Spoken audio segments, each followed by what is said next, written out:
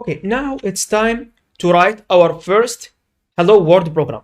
So actually from here, new file. Now let's quit from the welcome page.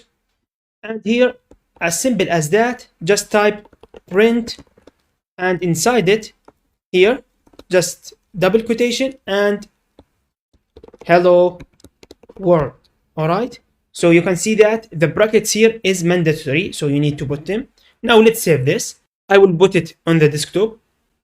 All right. I will name it first.py. Okay. So let's save that.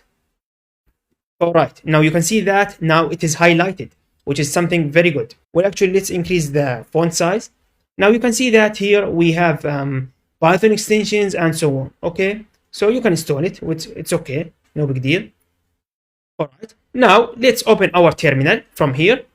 Now let's go to the place where we put our program. Now let's clear the screen first. Yeah, ls, which is first.python. So as simple as that, you will use the interpreter to interpret the Python you wrote. So Python 3, because we are using Python 3, first. As simple as that. Yeah, hello world. Now you can see that it is very simple. No big deal and no complexity at all. Just write your program here using the editor you prefer editor.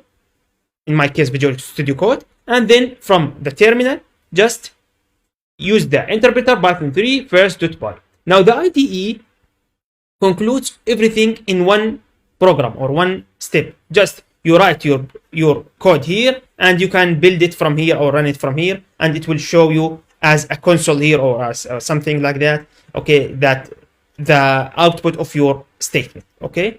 And again, I don't prefer actually IDEs again because you are a hackers after all. You need to go into systems. You need to know how to write codes in a very low level details using the Vim, using the interpreter, the GCC, and so on. Okay. So for now, just keep with me and you will learn a lot. All right.